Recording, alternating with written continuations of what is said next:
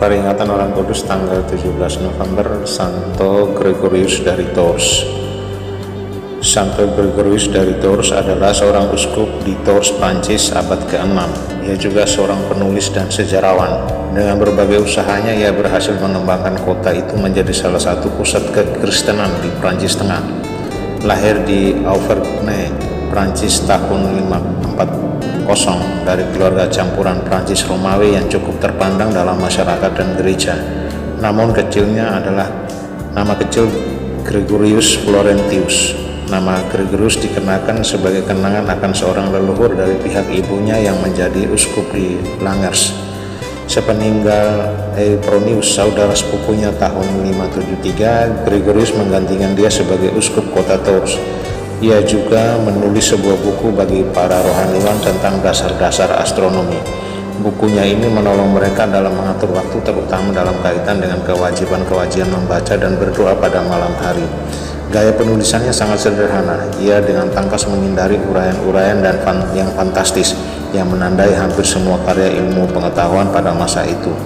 Ia juga menulis tentang riwayat hidup Santo Martinus dari Tours 315-399 dan Santo Julianus dari Brioude yang hidup abad ke-3 dan menyusun riwayat hidup dari para orang kudus dan martir dari Prancis.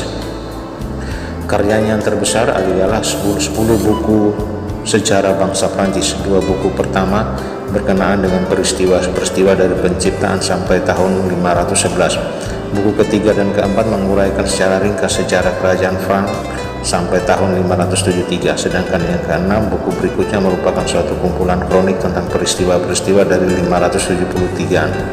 Uskup Gregorius lebih menonjol sebagai seorang pencerita dengan gaya bahasa yang hidup daripada seorang sejarawan objektif.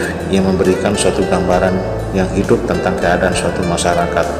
Kemampuan yang paling menonjol terlihat dalam kemampuan melukis perangai tokoh-tokoh yang berperan dalam suatu peristiwa. Kisahnya tentang peristiwa permandian Raja Clovis dan pengikut-pengikutnya tahun 496 adalah sebuah cerita klasik yang sangat menarik. Seperti sejarawan-sejarawati lainnya, cerita-ceritanya mempunyai akurasi dan daya tarik yang tinggi, seolah-olah dia sendiri mengalaminya.